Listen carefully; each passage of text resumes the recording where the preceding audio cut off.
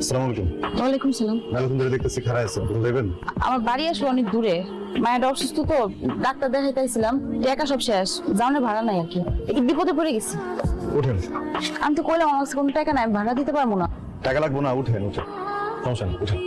এই সামনের বাড়িটাই। হ্যাঁ এরা হ্যাঁ, এখানে রাখেন। তো ডাক্তার দেয় তো কথা বল লাগে, তো ডাক্তার দেয় যাস না, ভাতের গলাকে পিরিত করতে যাস। কি সব উল্টাপাল্টা কথা কইতাছেন? উল্টাপাল্টা কথা কইতেছ মানে? আমি কথা কইতে জানি না? আমার কথা কয় তোর কাছ থেকে শেখা লাগবে, খয়রাতের বাচ্চা। সকালবেলা ঘর থেকে বাইরে হইতে টো করে আসে, কোনো টাইম জ্ঞান নাই। মাতলামি শুরু করছেন না? উল্টাপাল্টা কথা কইতেছেন কেন? উল্টাপাল্টা খাইয়া আইসা ও মানুষের মতো আচরণ করতেছেন। সুন্দর করে কথা কইতে পারেন না? মায়ের শরীর খারাপ এমনিতেই। উল্টাপাল্টা খাইস, এই তোর বাপের টাকায় খাই, আমি তোর বাপের টাকায়, খয়রাতের বাচ্চা। আরে তোর বাপের টাকা নেশা করে, তোর টাকা না, তোর অন্য কোনো বাতানের টাকা নেশা করি আমি নেশা করি আমার টাকায়। তোর মতো একটা বিধবা বিয়ে করে আমি ঘরে ঢুকছি, তোর বাবা তারপর সুপা, তোরে সোপা আমি। আরে ভাই করতেছেনটা কি? মারেন না ভাই।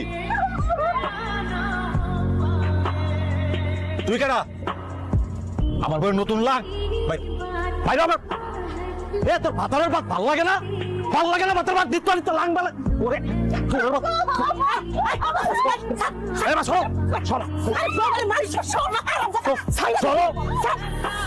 এত সুন্দর একটা মাইয়া, অথচ তার কপালে জুটল নেশাখোর মাতাল। হায়রে দুনিয়া, কি এক অদ্ভুত নিয়ম। ভাবি বসে আছেন?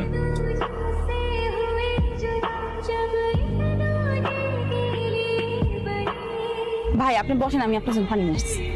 ভাই পানি লাগবে না, আপনি টাকা নিয়ে আসেন, আমার অন্য বাসায় যেতে হবে। এসে কি ভাই, একটা সমস্যায় পড়ে গেছি, টাকাটা ছিল একটু ঝামেলা হয়ে গেছে, আপনি টাকা আমি দিয়ে দিব, আপনি চিন্তা করেন না। এই তো ভাবি দিলেন তো মেজাজটা এখন ধরাইয়া। এই কি ব্যবস্থা হয়নি? অফিসের বস কি শুনবো আমার কথা? আমার মেয়ের বাপ গেছে গঞ্জে কাপড় নিয়ে। শোনেন ভাবি, টাকা নেওয়ার জন্য কত পথ ধরলেন স্বামীরে নিয়ে, বললেন একটা কিস্তিও মিস হবে না। আপনার স্বামীও কত কথা বললো বিদেশ যায় সব টাকা দিয়ে দিব। ওই আপনার স্বামী তো সব টাকা নেশা করে শেষ করে দিচ্ছে। আজকের মধ্যে আপনার সব টাকা নিয়ে অফিসে আসবেন। আমার কথা কি বুঝতে পারলেন ভাবি? কোন যেতেছেন? বাজারের দিকে মহাজনের বাড়িতে। আপনার খ্যাপ নাই? আপনি খেয়ে সমস্যা নেই, উঠেন। টাকা কি রাখলে আমি দিব কেমনে? কিচ্ছু হবে না। শুধু বেঁচে কেনার অবস্থাটা ভালো না, চাচা দেখেন না। তারপরে বেঁচে কেনা কোথায় পরে কি হলো? বাইতে যাবেন না? জামু জামু বাড়িতে কি করবো এখন বুঝতেছি। কত টাকা? 500 টাকা। কত কমো? 300 টাকার মতো আছে এই জায়গায়। 200 টাকা আমি একটু করে আপনার বাবুরে দিতেছি। ও মা, মা সালা কই? কই গেছে জানোস না? কিস্তি দিতে গেছে। কিস্তি দিতে গেছে মানে? এই রাতের বেলা কিসের কিস্তি? আল্লাহ 30টা দিন কি শুরু করছে তোমার বেটার? রাতের বেলা কিসের কিস্তি দিতে গেছে সে?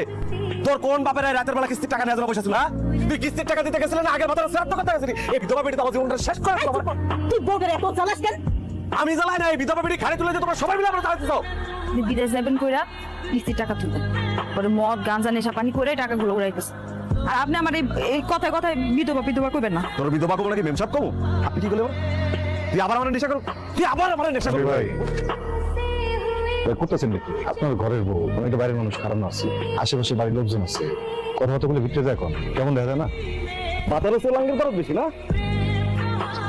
আমার বউরে আমি মারবো না কাটবো, এটা আমার ব্যাপার, তোর জলে। হ্যাঁ, আমি জুয়া খেলে এইবার জানো?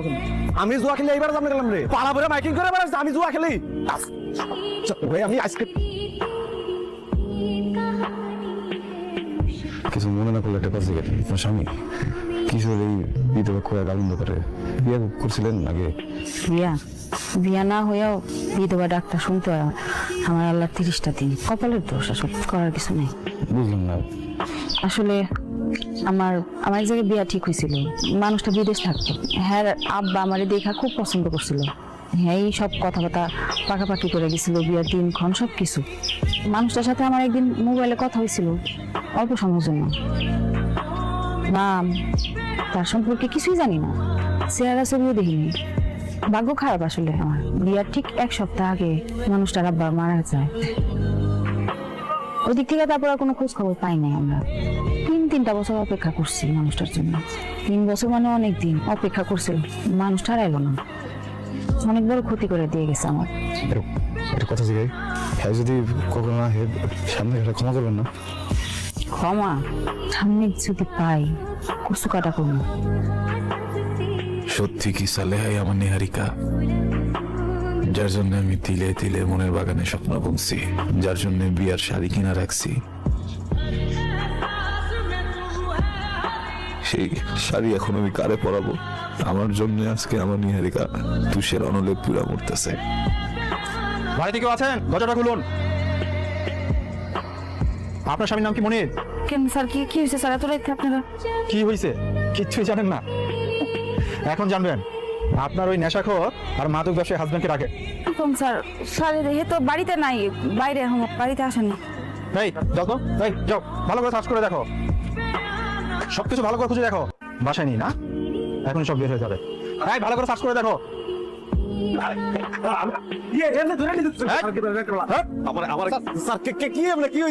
আর এই মিথ্যুক মহিলা বলছে ঘরের ভিতর কেউ নেই, দুজনে মিলে বাড়িতে ব্যবসা করবে আর নিজেদেরকে ফ্রেস্তা ভাবো। কপাল ভালো যে কোনো মহিলা পুলিশ নিয়ে আসেনি। কি কর না কারণ আপনাকে মনে বলেতেছে কোনো জায়গায় স্যার। এই নাটক কত নাটক করতেছে? তুই কতদিন ধরে মাদক ব্যবসা করছিস? ভেবেছিস সামনে কিছু জানি না? আল্লাহর কসম স্যার, খুদার কসম, আমি এই যে মাটি শুয়ে গেছি, আমার ভোর বাচ্চা। আমি কোনোদিন মাদকের ব্যবসা করিনি, আমি কোনোদিন ব্যবসা করিনি। আমি মাঝে মধ্যে একটু খাই। কথা কও না তুমি। স্যার সত্যি কইতাছে স্যার, হ্যাঁ কোনো মাদক ব্যবসা করে না স্যার। তুমি যাও তো, ভালো করে খুঁজে দেখো। আর পাইবো না কিছু স্যার, বিশ্বাস করো। আমি ব্যবসায় করি না, পাবো কি? পুলিশ পুলিশ আমার পুলিশ ধরে রাখছে কেন? কি করছে আমার পুলিশ? আপনার ছেলে কি করছে সেটা এখনই প্রমাণিত হবে। এ যাও, কি কয় না কয়, আমি নাকি মাদকের ব্যবসা করি স্যার। বাহ, এই তো, এগুলো কি? স্যার এগুলো আমার না স্যার, এ কার কি আমি জানি না স্যার। কোথায় গেল এগুলো? এই আর কোনো কথা নাই, চলো থানা নিয়ে চলো। কালকে রাতে এরকম আটকা পুলিশে ওনারা ধরে লয়ে গেল। বাজার রে, আমার পুলিশ তো ধরে নিয়ে গেছে। এখন আমরা কি করবো? কাইন্দেন না, আর তো তোর পোলার মতোই কিছু একটা বলবো, দরকার হলে যা কিছু আছে বেঁচে বুঝে ভাই ভাই কোনো হবে। তুমি টাকাটা রাখো, হ্যাঁ, খালাম্মার দিকে একটু খেয়াল রেখো। আর আপাতত স্যার টাকা লাগবে না, আপনি ওনারে ছাড়ানোর ব্যবস্থা করেন। আগে সবই হইব, আল্লাহরে ডাকো। ধরো এটা এটা তোমার কাছে রাখো। আর ওই আগামী সপ্তাহে আমার অফিসে আইসো, আমি ওই কার্ডটা বুঝাই দিব না, হ্যাঁ? আইসো কিন্তু। ওই ছেলেটা কে রে? আল্লাহ রহমত করছে গোমা, আল্লাহ রহমত। কেমন আছে? আলহামদুলিল্লাহ স্যার, আছি ভালো। আপনার অফিসে গেছিলাম, হেরা কইলো যে আপনি বাড়িতে আছেন। ওই যে আপনি কইছিলেন না 1 সপ্তাহ পরে আইতে। তোমার মনে আছে? আমি মনে মনে তোমার লেগে অপেক্ষা করতেছিলাম। আমি তোমার ফোনের প্রবণ হইতে চাই। সালেহা, এই সুযোগটা মিস করো না, এটা তোমার জন্য একটা বিশাল সুযোগ। চাচা, আপনি দিয়েছিল মনে, এগুলা মনের মধ্যে শয়তানি আর কিছুই না। মানুষ থাকতে ভালো না। ভবিষ্যতে কোনোদিন যদি আমার লগে আর কোনো কথা কইছেন এই সমস্ত ব্যাপারে, আমি কিন্তু সবাই রেখে দিই। হ্যাঁ মনে হয় না আয় করে আনতে পারবো। আমি কেমনি ভালো সিনেমা চলছে তাহলে। কি জান? আমি তো দেখি কিছুই বোঝে না, আমি একটু একাই মধু খাওয়াইবেন, আমাকে দিকে একটু তাকান। কি কইতাছেন এগুলো উল্টা পাল্টা কথাবার্তা? বারেন, বাসা থেকে বারেন, বাড়িতে বারেন। কি কইতেছি বোঝেন না? শ্বশুর নাই, শাশুড়ি ঘুমায়, স্বামী জেলে। আপনার বাড়িতে বারেন। এই রবান,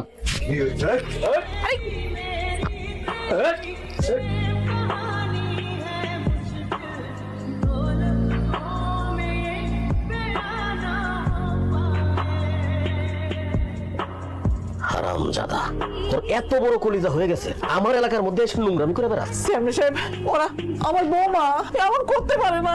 আপনি এত বড় অপবাদ দিয়ে না। খালাম্মা, আমি আসি তো, এত চিন্তা করেন না তো। এই তোরা এই দুইটারে কি অবস্থায় পাইছিস? খালাম্মা শোনা, অত্যন্ত আপত্তিকর অবস্থায় ছিল। শুনছেন খালাম্মা? এরা এইসব করে করে বেড়ায়।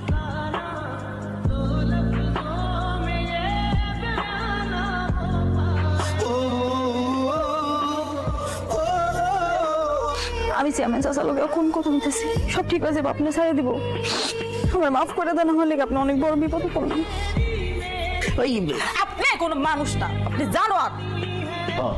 আমি জানো, আর তুই যে পাপি। ভালো ভালো কইলাম, একটু খুশি করলে তুই নিষ্পাপ হয়ে যেতি। তোর পাপ গন্ধ ছুটবো তারা।